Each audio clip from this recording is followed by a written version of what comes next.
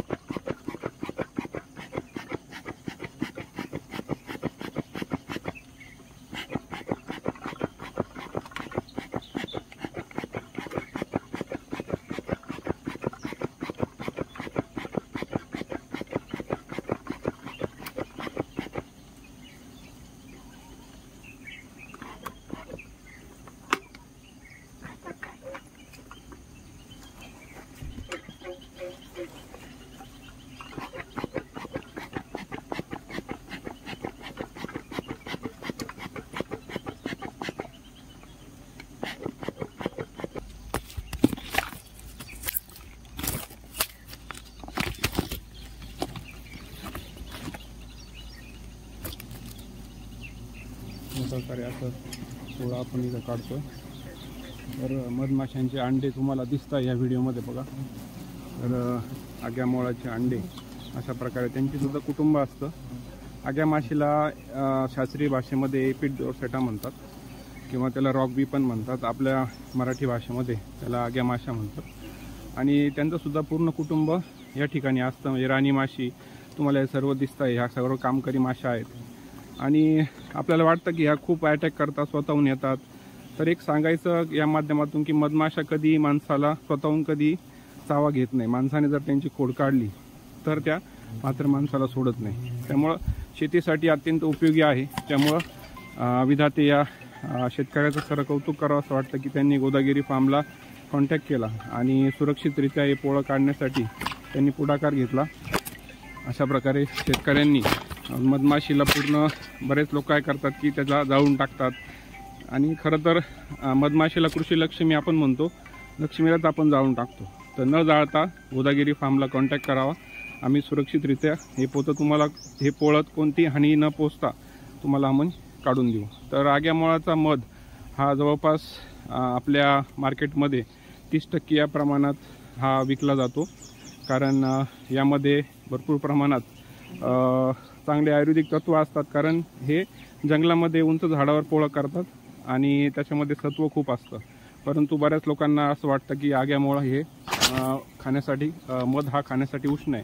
तर तसं काही नाही। एक आपण म्हणू की लोकांनी एक फक्त त्याबद्दल एक इश्यू क्रिएट केलेला आहे। तर आग्यामाशाचा मध हा खूप हितकारी असतो।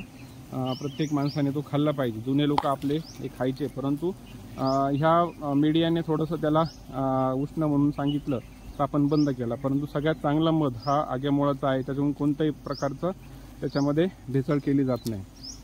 आग्यामोळ हे जवळपास त्याच्या पोळ्यापासून 3 किलोमीटरपर्यंत ते त्याची काम करण्याची क्षमता असते। आपल्या ॲग्रिकल्चरमध्ये खूप मोठ्या प्रमाणावर त्यांचं चांगलं काम आहे। तर सर्वांना या माध्यमातून, या व्हिडिओच्या माध्यमातून एक सांगणं आहे की मधमाशांना वाचवा। कारण मधमाशा जर जगल्या तरच मानवजात या पृथ्वीवर राहणार आहे। तर पुढचा व्हिडिओ तुम्ही बघत राहा। मी पुढचं काम त्याच्यामध्ये चालू करतो। बरेचसे लोक म्हणतात की बऱ्याच वेळा आम्हाला व्हिडिओ बघायला भेटत नाही की मधमाशा आग्यामोळ कसं काढलं जातं। तर आपण पहिलं काय करतो की त्यांना धुराद्वारे त्यांना जवळपास 45 मिनिटं ते अटॅक करत नाही। तर त्या दृष्टीने आपण त्यांना धूर दिला आहे आणि आता पुढचं पोळं आपण काढायची तयारी करणार आहोत।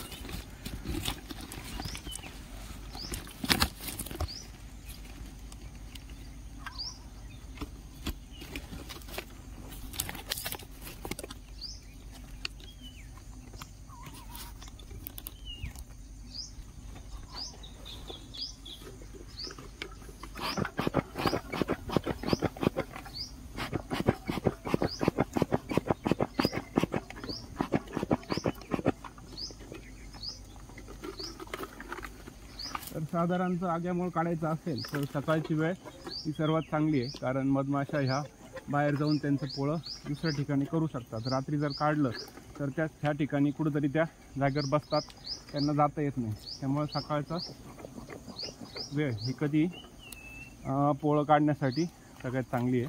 तर एक सांगावंसं वाटतं की बऱ्याच वेळा काय करतात की लोक, त्यांना वाटतं की आग्या माशाच्या पूर्ण पोळ्यामध्ये मध असतो, परंतु तसं नाही की आग्या माशा ह्या त्यांच्या पूर्ण पोळावर मध नसतो. तर एका साईडला तिरक्या बाजूला हे बघा, मी जे धूर मारतोय पुढच्या बाजूला खूप मोठ्या प्रमाणावर त्यांचा मध असतो. तर तेवढा भाग जर आपण कापून घेतला आणि बाकीचा भाग मधमाशांना राहण्यासाठी ठेवला तर आपण कायम यांच्याद्वारे मध काढू शकतो. परंतु अज्ञानामुळं पूर्ण पोळच आग्यामूळाचं हे नष्ट केलं जातं आणि त्यामुळं काय होतं की त्यांची हानी होते. तर आपण आता मधमाशा बऱ्याचशा कमी झालेल्या आहेत, आपण आता पोळं काढायला सुरुवात करूया. खूपच मोठं हे पोळं आहे, जवळपास 1.5 बाय 2 या आकाराचं हे पोळं आहे. असे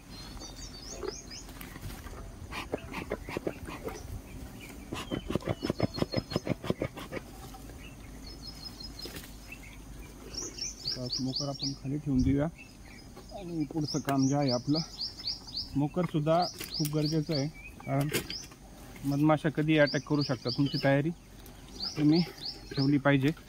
तर स्मोकर व्यवस्थित झाडावर टांगून तुम्हाला ठेवता येईल, म्हणजे पुढचं काम आपल्याला करता येईल.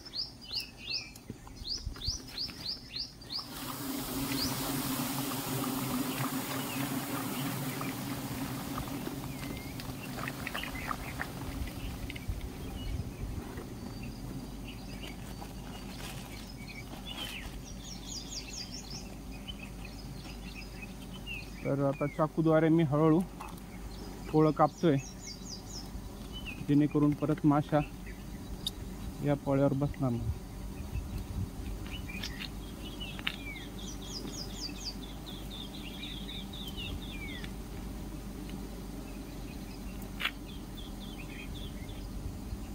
आता याचा फायदा काय झाला माहिती आहे, आपली राणी माशी ही येथून वाचलेली, कारण पूर्ण पोळं जाळलं तर ती राणी माशी मरण्याचा धोका असतो.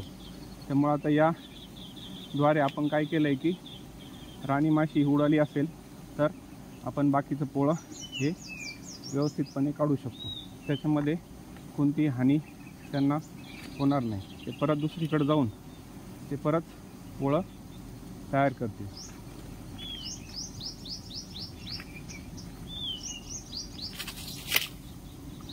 अशा पद्धतीने आपण त्यांचा मध खाऊन घेत आहे. बघा, ह्या तुम्हाला जवळून दाखवतो, हे पूर्ण पोळं त्याच्यावर त्यांचे अंडे होते आणि खरा जो मध आहे तो हा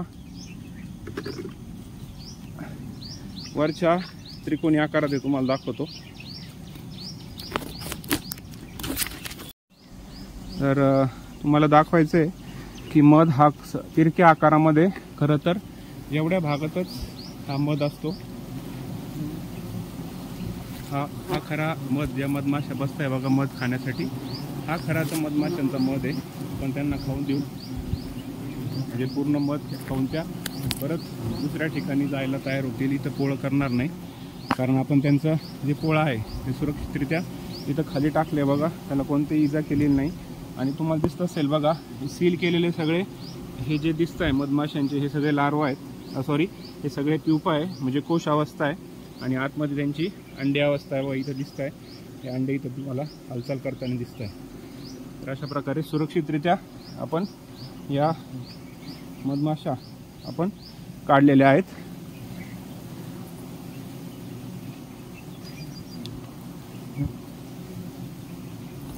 तर जमिनीपासून जवळपास 20-25 फुटावर ही कॉलनी त्यांनी बसवलेली होती. तर आता ते मध पितील आणि परत ही कॉलनी सोडून दुसरीकडं जातील. हा व्हिडिओ बघितल्याबद्दल आपले धन्यवाद. आणि या व्हिडिओच्या माध्यमातून एकच आम्हाला जनजागृती करायची की मधमाशा वाचवा, मानवजात वाचवा. धन्यवाद.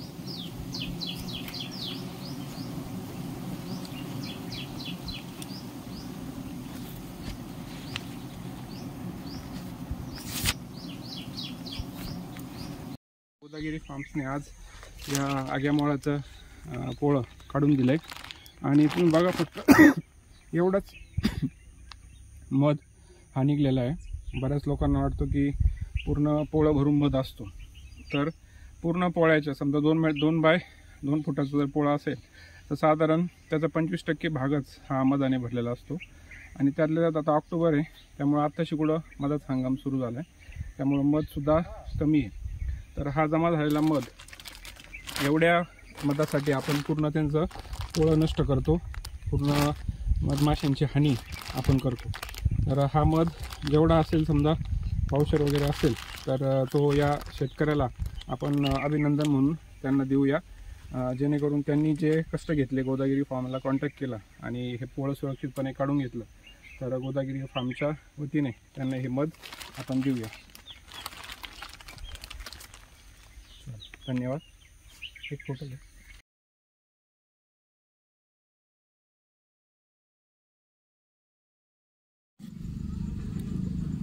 गोदागिरी फार्ममध्ये स्वागत।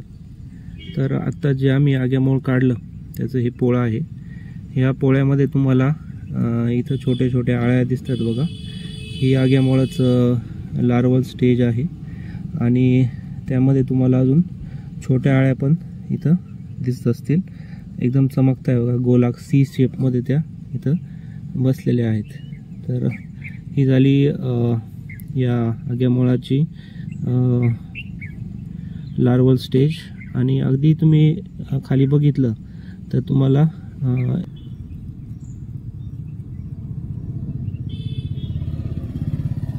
त्यानंतर आग्यामोळाचं इकडं कोशावस्था दिसते बघा, ही कोशावस्था। आणि नुकतंच एक जन्म घेणारी माशी तुम्हाला इथं दिसेल, तुम्हाला मी दाखवतो, हे बघा, ही माशी नुकतंच तिचा प्युपा स्टेज पूर्ण करून नुकतंच तिने तिचं घर फोडलं आणि ती बाहेर येते बघा, ही कामकरी माशी। तशाच अजून तुम्हाला इथं घर फोडताना दिसत असेल बघा, ही एक मधमाशी बाहेर यायचा प्रयत्न करते, ही त्याची अडल्ट स्टेज। म्हणजे तुम्हाला मी आता व्हिडिओमध्ये दाखवल्याप्रमाणे इथं अंडी अवस्था बघा, इथं तुम्हाला अंड दिसेल, एकदम छोटंसं तांदळाच्या आकाराचं अंड। त्यानंतर ही आळी अवस्था म्हणजे एक लार्वा आणि हा प्युपा, आणि हे नुकताच बाहेर पडलेला आग्यामाशीचा अडल्ट। अशा प्रकारे या आग्यामाशीचे हे पूर्ण पोळं आहे। आणि इथं वरच्या याच्यात तुम्हाला पोलन पण त्यांनी स्टोअर केलेले दिसतील, तर हे पोलन इथं स्टोअर केलेले। धन्यवाद।